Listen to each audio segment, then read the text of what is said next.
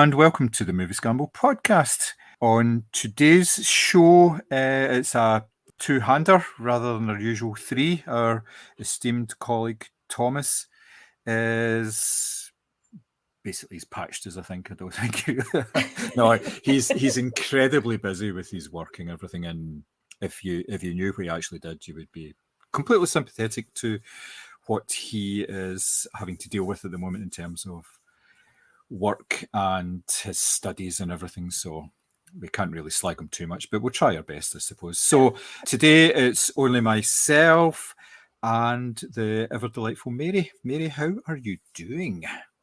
I am obviously not as busy and in demand as Simi. I think the real reason he's not come on this pod today is because we're not talking about, dinosaurs versus sharks part 15. I think that's the real reason he's not here.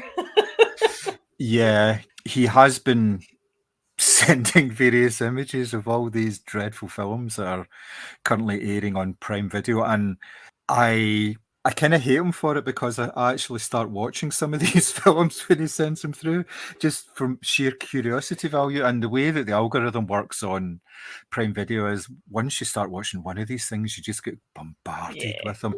And if you scroll down from the film page that you're actually on, it gives you a list of about 15 other shark, alligator crossover films. So yes, it's a bit crazy, and it's sharks in space and ice sharks. And, I'm telling you, I thought cocaine shark was the limit, but no. No. The ice sharks one is good. The thing is, like, if you look at them all side by side, images for all of them look pretty similar. It's like the same person's done the cover design for all of these. And the shark looks exactly the same. It's on the side on, big wild eyes, and it's like reaching up. So yeah, it's quite funny. But yes. Anyway, I diverge. We are here today to talk about the Glasgow Film Festival 2024, I should say, obviously, rather than just in general. It has just finished in the city. It ran for its usual 10 days. And this is probably the first year since the pandemic that is kind of totally back to normal. Last year was pretty much there, but there wasn't quite as many films, and there was a sense of still catching up, because even though the festival was sort of running at full pelt last year, the number of films that were actually getting made and being available, they were still catching up because of a layoff for pretty much 2 years. Film industry internationally, I'll say. And this, you got to remember that the pandemic hit not just major studios, but all the small independent productions as well, which make up the majority of the stuff that we actually see at the cinema during the festival. So, festival itself was pretty full on, as I say. There was 11 world and international premieres, 69 UK premieres, and 15 Scottish premieres. And the films came from 44 different countries, with an emphasis on Czech films. There was a whole season of Czech films, but I could be here all day just talking about the various strands of the festival. There are so many. There's some that are there every single year, like the sort of classics one. The classics one this year was all based around films from 1974, because the Glasgow Film Theatre has been in existence as the Glasgow Film Theatre since 1974. The festival itself has been around for 20 years, so it's the 20th anniversary of the festival, the 50th anniversary of the theatre, and I think it was the 85th anniversary of the actual building itself, when it used to be called the Cosmo.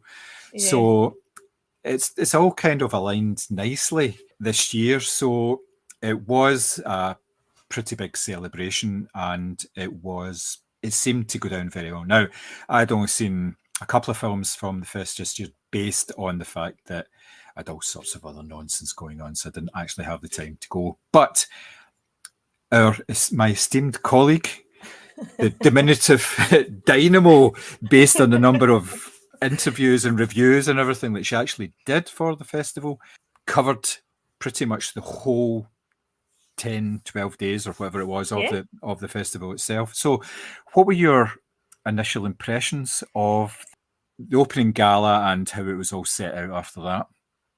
So I think that you're right. I think having attended last year, I would say that this year definitely felt fuller, both in terms of the films that were available, but just in terms of the audiences that were there as well. You know, there was very rarely a screening this year where, you know, there was less than a handful of people in. They were all quite packed out. There was a few times where it was like, this is sold out. Can everybody please shift up in their seats and all this sort of thing? So opening gala was fabulous. Now, in true Glasgow fashion, it was pissing sideways. So it's just as well the red carpet had a wee sort of canopy over it so that the talent, you know, could be sheltered from that really horrible Glasgow February rain.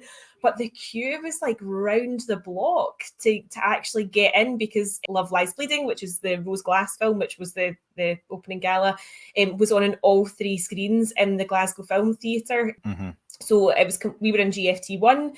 It was completely sold out. You know, you went in and you got your Prosecco or your beer or your non-alcoholic drink, which always makes you feel like you are going to something really special. I don't know why. And then you get your little goodie bag on your seat. And it just, even, it's going to sound really silly, but just even like the quality of like the lovely commemorative like 20th anniversary tote bags and stuff that you got this year was just such a nice touch. So yeah, we were right up the back for the opening gala, which was absolutely packed out. And there was a lovely Q&A with Rose Glass afterwards. But it felt like everyone was really anticipating something exciting. So when Alison Gardner, who is the CEO of Glasgow Film, got up to start off the sort of Q&A to begin with, she was like, there's no Alan Hunter this year, but I really hope that I am Knuff. And people were just like buzzing, just absolutely buzzing for that reference. So yeah, I feel like a really good atmosphere from the get-go. People were really excited that it was back, but also back at full swing compared to last. That's not to denigrate last year's festival at all, but this year just felt like a lot more alive, if that makes sense. No, it makes perfect sense. Like I'd said in the introduction, it was still in transition. It was still kind of catching up, and it had nothing to do with the festival or the people who were organising it, because they do a sterling job every single year, let's face it. Sometimes under reasonably serious conditions. Like there was one year I was there and halfway through the festival, a snowstorm hit. Yes, I remember that. Basically wiping out the last 4 or 5 days of the festival. Now, what they did in that sort of situation was they immediately just said, well, there's no way that people can get to the screenings. We're not going to put the screenings on and force people to actually travel in order to, you know, make good on the tickets they bought. They just refunded everybody. It was pretty early on. It was very, very quickly they did that, because they knew it was going to be horrendous for like at least 2 or 3 days. So therefore, it just made it so much easier for things like that. When the pandemic was just about to hit, the festival was pretty much the last thing that I did just before we all got locked down. There was a real sense of like sort of all these world events going on, because we're just hearing all the reports coming in from China and then from Italy. And basically all through the festival, they were saying, look, we're going to keep this going, but we're very aware of what's happening. Things can change very rapidly. So they were making the punters aware that they knew what was going on. It wasn't just about the festival. It wasn't just about making money. They actually cared about the people who were turning up, and they wanted the people who were turning up to be safe, to be happy, and know that the festival had their own best interests at heart. So it's always comfort. I've always kind of seen that. It's been a festival that's small enough that they can do that for everybody, but then again, big enough that they can attract major talent to it as well. So this year, there was a lot of major talent there, I believe. I think you might have seen some of it, yeah? There certainly was. I mean, I am not saying that the Aragon poster from Lord of the Rings had anything to do with my sort of sexual preferences, but it also did. So the fact that we had Viggo Mortensen at the film festival this year felt insane, because I feel like for so long, Glasgow always felt like the Edinburgh Film Festival's like poor wee cousin. And we maybe didn't quite get the talent on the sort of scale as Edinburgh did. Now, obviously, That's not to say that I wished for the downfall of the Edinburgh Film Festival. It's an absolute loss that that's no longer on the calendar in Scotland. But it's been interesting in that this year I've noticed in particular with obviously the Glasgow Film Festival that the level of sort of star, if you want to call it that, was significantly more interested, or on a bigger scale than it was before. Obviously, Viggo Mortensen was there to promote the UK and European premiere of his film, The Dead Don't Hurt, and he did the red carpet. He did the whole signing the babies. That's not what I meant. I meant shaking hands and kissing babies. He didn't sign any babies, just to be clear. Signing posters, memorabilia, all that sort of thing. He did an intro to his film. He actually sat and watched his whole film because he was down, like a couple of rows down from me, so I could actually see him, which I thought was super unusual. And then did a Q&A afterwards. And, in his words, he said, I could sit here all night and talk about what cinema means to me. And I think he was due to jet off after the film, but he actually came back the next day to intro and Q&A the second screening of his film. That's really good, yeah. Which I think is so generous. And actually what really struck me about him and Solly McLeod, his co-star, when they were talking is how much they actually cared about cinema. And that it was surprising to me that even being a big name like Viggo Mortensen wasn't a guarantee that you would get your film made, which I thought was quite interesting about the sort of power dynamics in Hollywood, because I think he is a big star, but obviously this felt like a passion project for him as opposed to a star vehicle. Do you know what I mean? Yeah, no.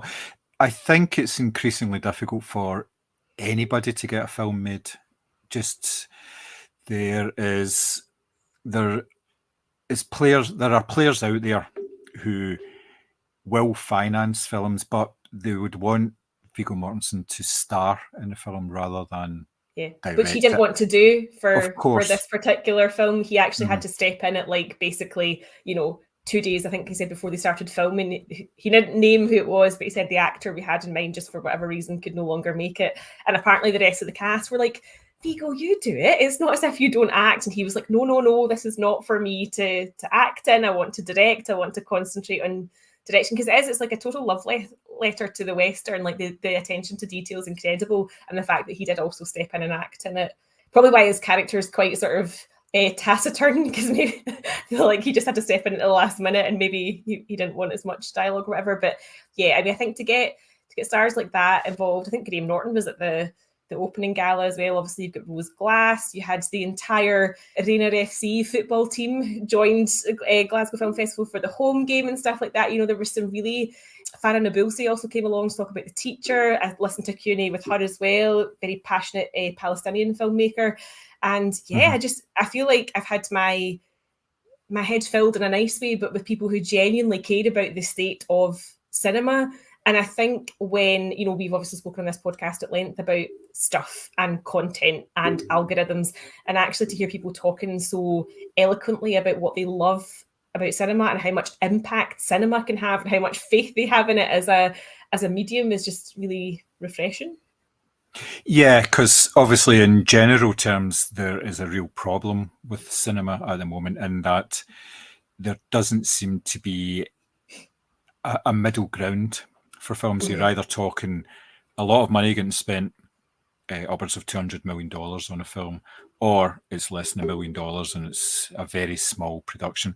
The space in between, which has been labelled in various ways over the years, like was it the women's movie? I think it was during the 40s and 50s, and like sort of courtroom dramas and all these sort of things, more sort of dramas and sort of thrillers rather than action films, things that have got a sort of contained budget.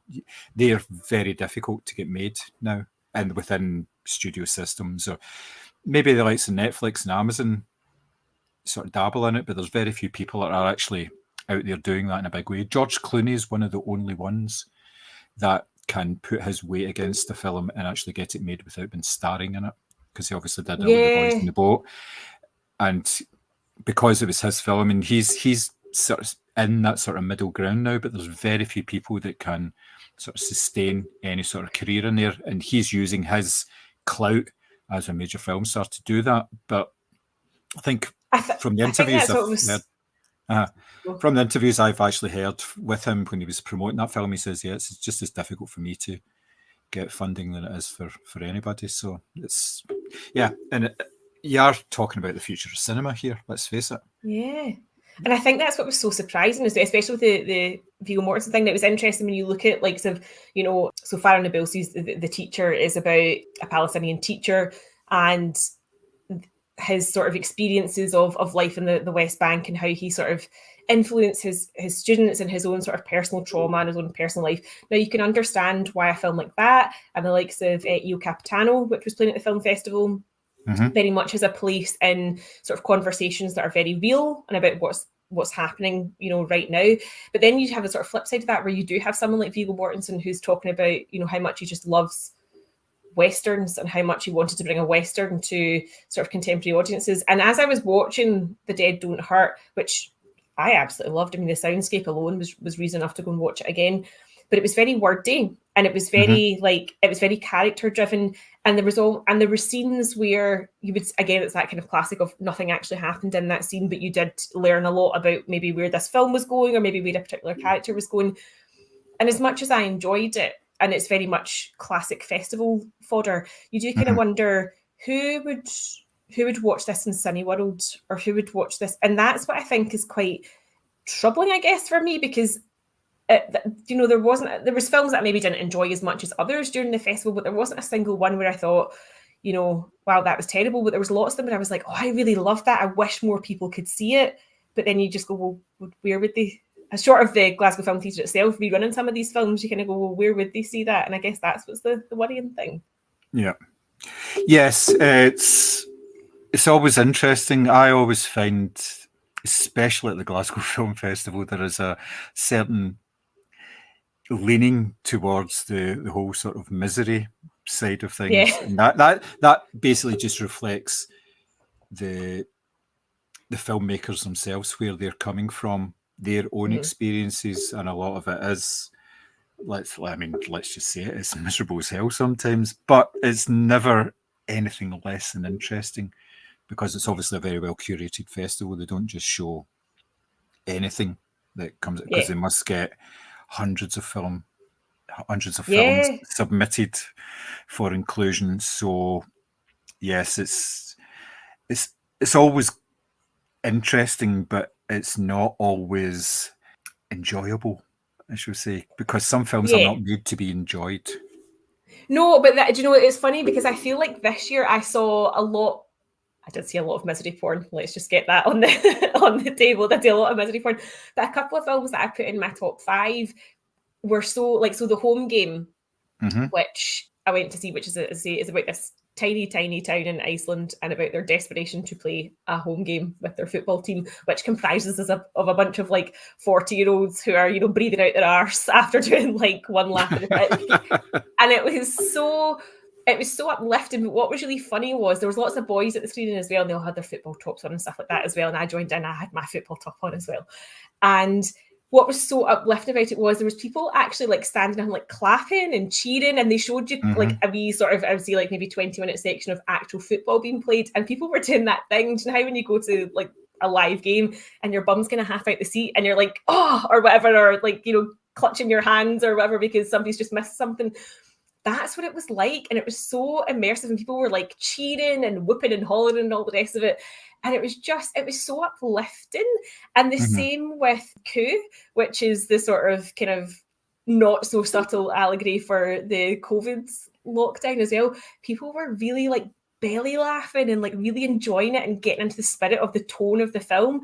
So I think, as well as all of the very serious stuff, and we're talking about migrants making their way from Sudan to Italy, or Palestinian oppression and all the rest of it, it was so nice actually to have a communal sort of laughing and joyful and uplifting experience, as well as all the coming out of it going, fuck, I need to go and donate to UNICEF immediately. That was rough. Yeah, sometimes when you come out of some of these films, you think, I'm going to go and watch a rom-com. Yeah. Yeah, aye. So yeah, there is a certain element.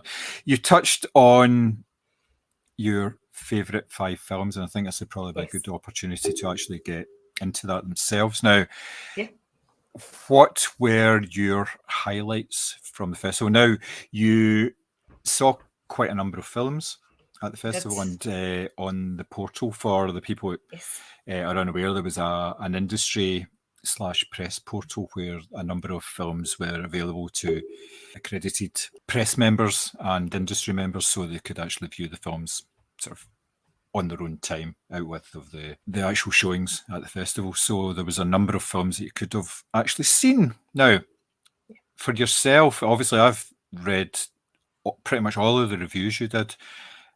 Bless you. That makes the review reader count 1. Yeah. No. I think it's been a hell of a lot more than that, based on the reach that we've been getting on X, formerly known as Twitter, based on stuff getting reposted and actual filmmakers getting in touch with yourself as well, just to say, oh, thanks very much for that, it's really nice, which is great, because it's actually, you feel a wee bit more immersed in the whole thing as well, you know. It's also difficult because a lot of the times, like, for example, the Love Lies Bleeding and obviously the Dead Don't Hurt and the Home Game, you're sitting in the same room quite often, maybe only 2 or 3 seats away from the person who's made the film. So you are paying attention, and you do want to give fair, but, you know, obviously reflect on the hard work and effort it takes to get a film made these days, you know, as we just said. So it was a joy that, you know, I got very lucky with the films that I went to see. And I genuinely appreciate, you know, we had people reaching out who were either in like production companies, or they directed the film, or actors themselves and stuff like that. So it is nice. And I guess in a way it must be nice for them to know that people are actually watching and appreciating the art that they've contributed to. Okay, so I have seen a total of 5 films from the festival. As I said, I wasn't able to watch an awful lot. So my top 5 is the 5 films that I've actually seen. So we'll start with you first. What was your, and it can be in any particular order. It doesn't necessarily need to be saving. I do have it from 5, 4, 3, 2, 1. So, because all right, cool. That's what I'm like. I'm just anally presented that way. So in at number 5, I really enjoyed Coup, which, as I say, was the sort of comedy film about the Spanish flu pandemic back in 1918. That was starring Billy Magnussen and Peter Sarsgaard as this sort of infiltrator chef who comes into this rich man's house and sort of usurps the standing order, as it were, of the servants and the housekeepers and all that sort of thing. It was hysterical, like genuinely so funny. And I've only ever seen Billy Magnussen in, is it No Time to Die, where Daniel Craig just refers to him as the guy with the teeth. Yeah.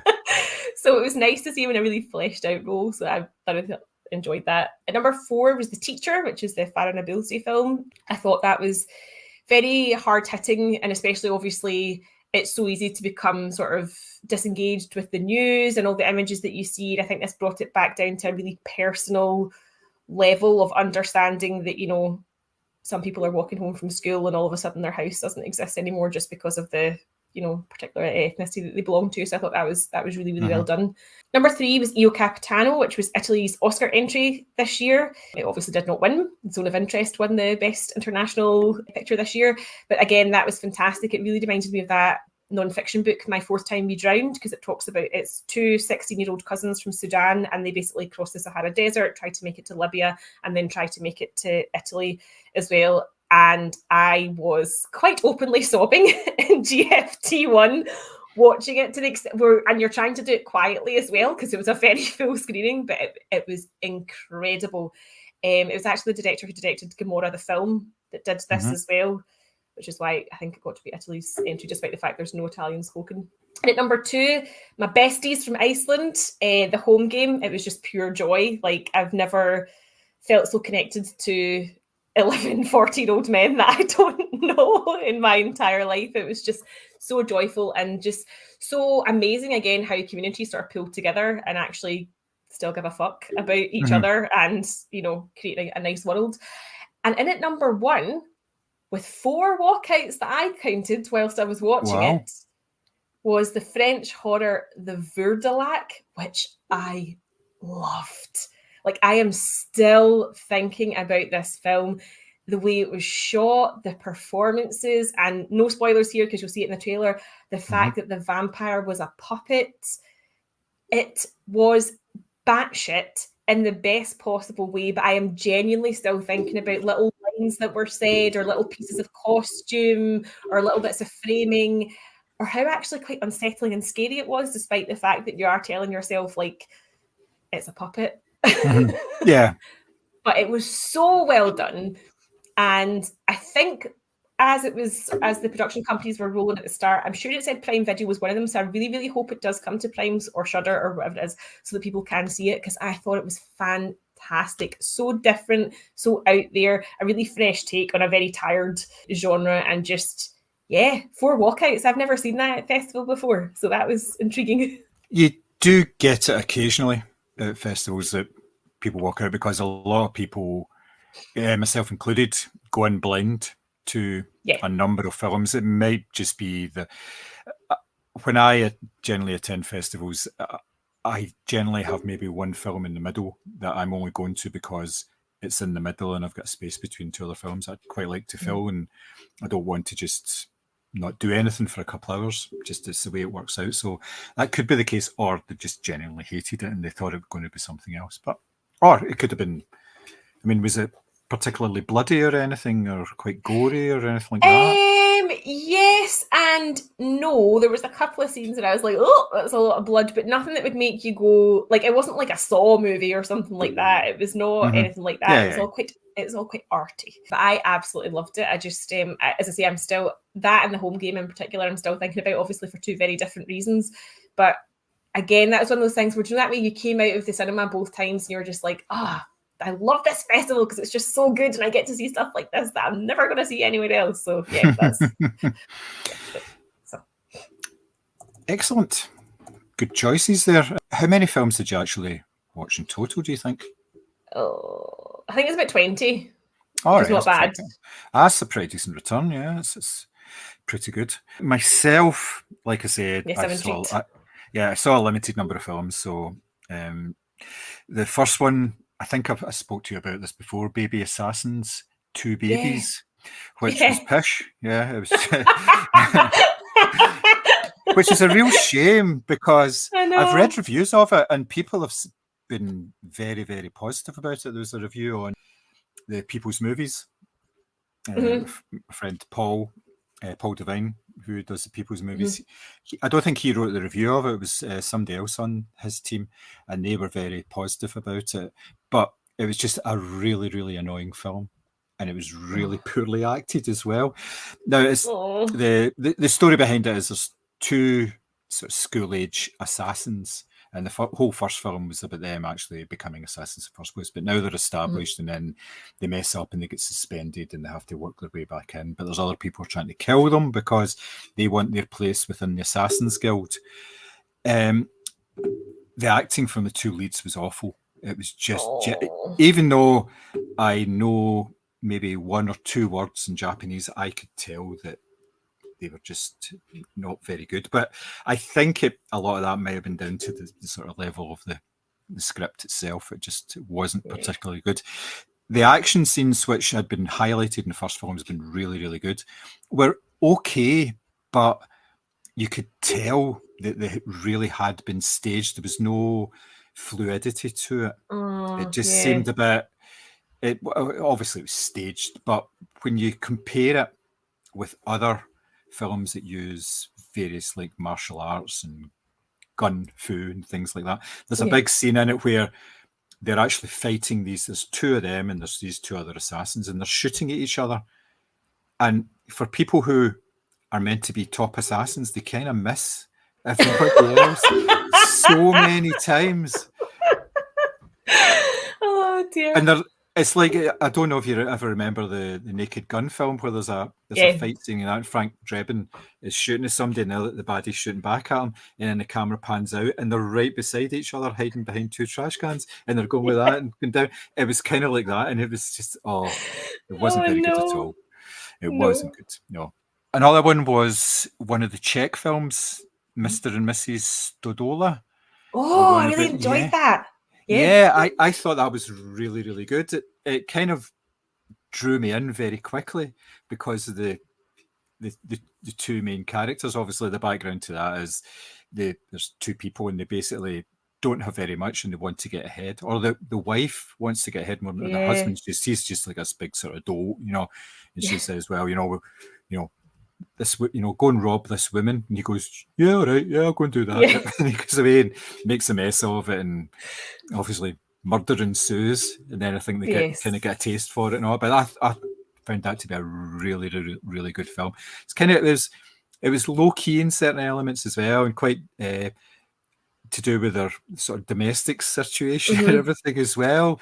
And then as it went on, she got more and more gallus, like sort of bleached her hair blonde, and we go to like the club and do pole dancing and all this sort of stuff. And yeah, it was good. I really enjoyed it. I thought it was a cracking movie. Yeah, me too.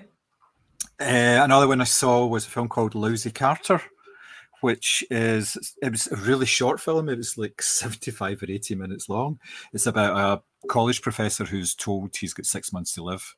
He's just taken into a doctor's surgery. In fact, at the very start of it, he's in a lift going up with another doctor, and he cracks a joke about, a man gets told he's got 6 months to live, so he asks for his bill to be sort of moved on, so he can pay it later, that kind of thing. And then he's told he's got 6 months to live. So rather than the sort of standard trope of when you've got 6 months to live, you get the bucket list out and you start doing lots of different things. He just kind of, I can't be bothered with this. And he just kind of continues on. And he's got an ex-wife, and he's a bit of a sort of a man baby as well. So he's got this ex-wife who kind of just gets on at him all the time, and that just keeps reminding him of the fact of why they're divorced now, because basically he was just a child and she couldn't be bothered looking after a child. And it's quite a low-key film. It's quite gentle. There's some humor in it as well. He has an affair with his colleague's wife, but his colleague's his best friend, and there's all that sort of interaction as well, and it's very dry and everything, but it's cracking, and it doesn't have like a massive great revelation conclusion. You can kind of work out what's going to happen in it, but it was an ideal way to spend like 75 minutes. It was actually pretty good. Not too shoddy at all. I saw Origin, the Ava DuVernay film. Right, okay. Which was really good. I didn't know very much about it. It's based on the life of Isabel Wilkerson. She is an author and a writer. She wrote magazine articles, and she'd just done a book, and she's promoting this book, and then one of her former editors says, there's a shooting of a teenage black kid, and it's sort of racially motivated. He's killed in a white neighborhood, but he's killed by a Mexican who was following him out.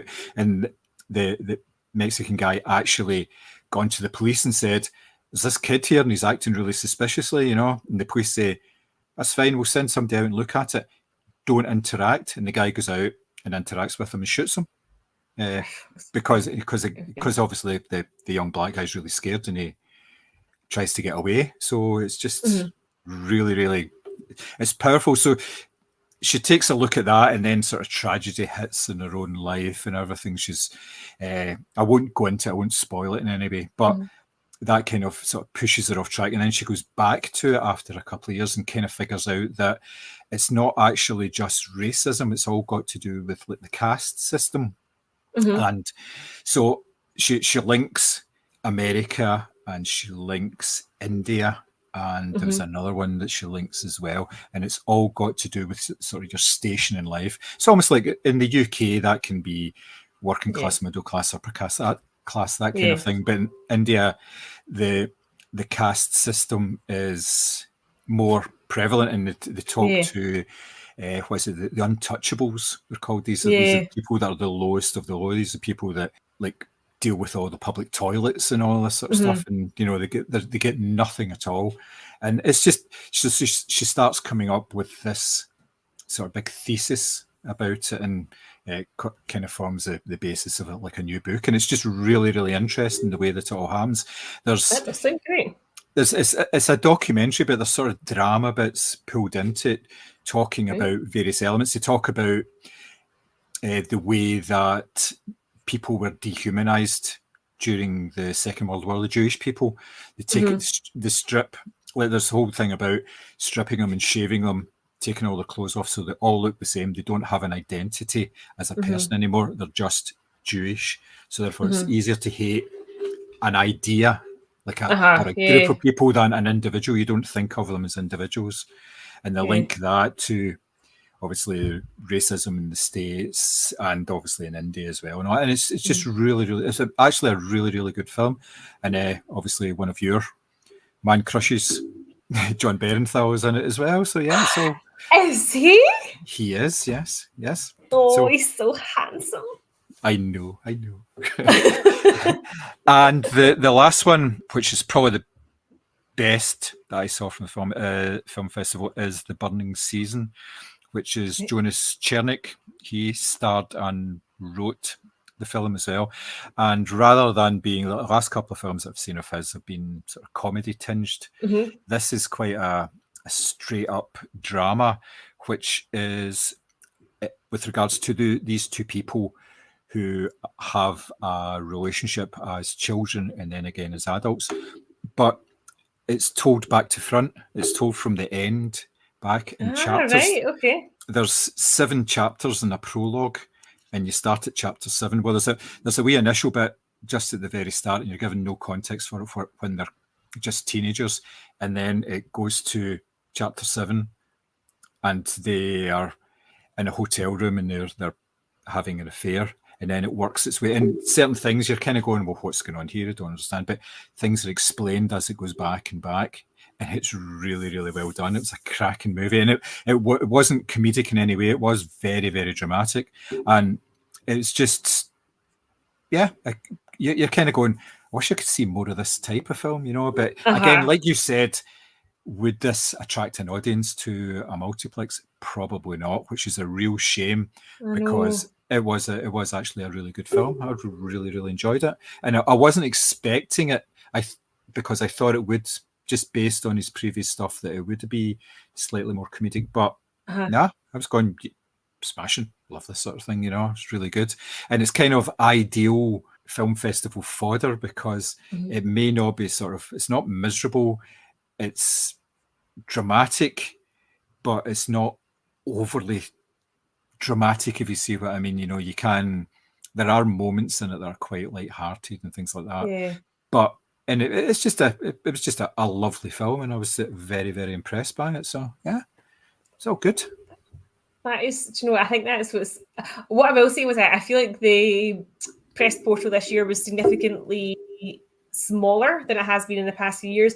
And again, for me, that's a nice sign that there's actually more people going to the cinema. And don't be wrong, whilst the portal is amazing, it means you can time your films to suit you throughout your day if you've got writing to do or whatever. But actually, in a weird way, I was like, oh, there's not that much on that this year. That's a good thing. Yeah, definitely. The in-person thing is always good. And just the chance to go to the cinema and go to somewhere like GFT1 to watch a movie is always great fun. Yeah, it really is. So you would say then it was a good festival then? You enjoyed it? Oh, I think so. Like I said, I feel like there was a real buzz about the place right from the opening gala, and I feel like audiences were really up for it this year. So as I say, people were like properly belly laughing, or they were crying, or they were cheering, or they were asking really good questions at the end for the Q&As and stuff like that. And I felt like there was a really good buzz about the place, which I think is so important for a festival of Glasgow's size. Although I was reading that I think it's now the third biggest film festival in the UK. Yes, yeah, that's right. Which is excellent.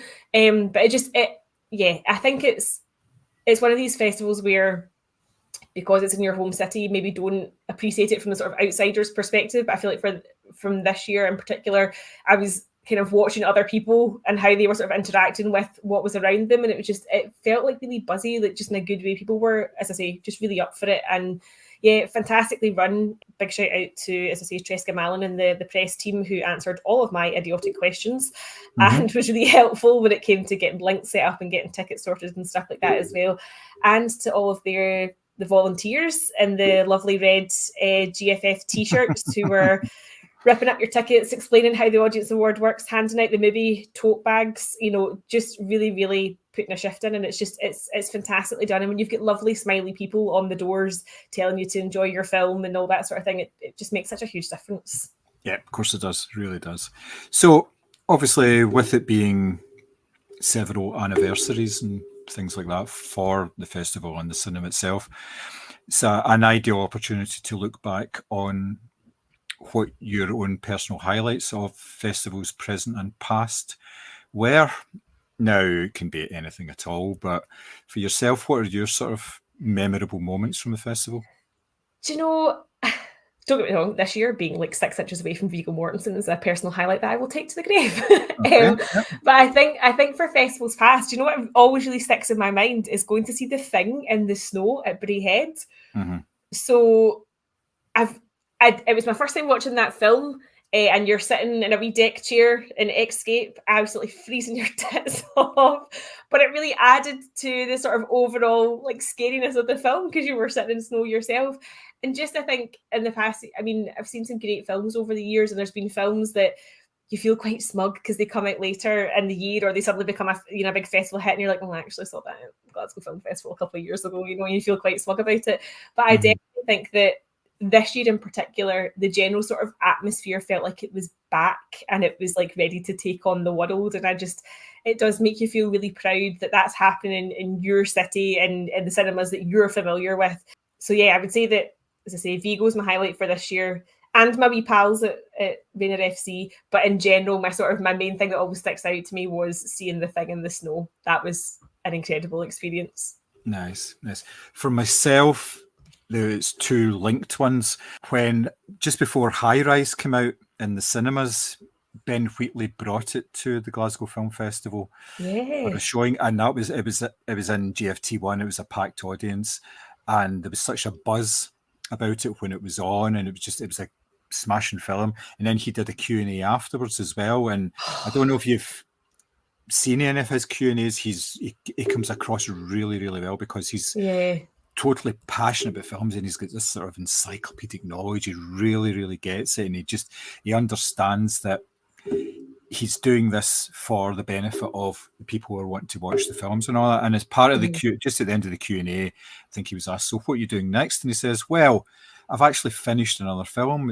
It's called Free Fire, so I'm just working and finishing that off. And then at the festival the next year, he did the same again. He brought Free Fire to the festival just before it was released and did another Q&A. And that was another great that was a more sort of visceral experience, because you've seen Free Fire? I haven't, no. Yeah, well, there's a setup. It's people going to buy guns from... it's like two sorts of people meeting up in a warehouse in order to buy guns. The first 30 minutes is the setup, and the last hour of it is just a big firefight inside the warehouse, and it's brilliant. It's really good. Completely different type of film to High Rise, but again, it was just such a good one. And the fact that he was back 2 years in a row to do all this was just amazing, and just getting him talking again about what he was doing and everything, and the fact that he's always totally unfussy about everything to do with films, because like there's a John Denver song on Free Fire, and somebody had asked him, did you choose that because it's like a sort of guilty pleasure? And he said, no, fuck that. I love John Denver. He's brilliant. And he says that, you shouldn't have guilty pleasures. You just, if you like stuff, you like stuff and all that. He says, I'm not going to pretend it's just in there trying to be ironic. It's just because it's a great, great song, and the way that it's used is actually really good as well. So, because there's a whole thing about John Denver actually in the film. They talk about him and stuff like that. So it's actually really, really well done. But yeah, for me, that would be the sort of the highlights. But there's been loads because of you're in with an audience of people, especially in a packed screening, where it's different to being with an audience normally in a film, because everybody that's there really, really wants to be there. It's not just they're going out on a Friday night and they're going to see whatever the film that's come out at the cinemas. just because it's something to do. They've actually made a point of looking through the festival calendar and saying, I want to see this film. This is something that I want to see. Now, I've kind of just invalidated that argument by saying sometimes I go to films are just in the middle because, but general, I do get what you mean, because you are going in blind. I mean, because for a lot of these films, especially when I was trying to write reviews and stuff like that, a lot of these films don't even have trailers. Yes. So you are maybe getting like 2 sentences worth of description and going, okay, I'll go and see that. And then just, hoping for the best. You're basing it. What I would do would be base it on kind of recommendations from the Twitter feed from the film festival itself. And like Alison Gardner, for instance, when she comes out and does like an introduction first thing, she'll say, oh, by the way, later on we've got this, and it gives a wee bit about each one just to try and tempt people to go to those as well. And that's just, it's all invaluable stuff, it's all really good. So yes, so film festival done and dusted for another year. Won't be back until February 2025, but it will definitely be back because it's doing really well, and it seems to be getting more coverage in terms of press coverage and stuff in the newspapers and the television than ever before. And that's sort of borne out by the fact that it's one of the bigger film festivals in the country now, which is always very good, just because then we can be almost guaranteed that it will be here for a long, long time after this. And it attracts people. The likes of getting somebody like Vigo in will attract other people as well. So, yep. Absolutely.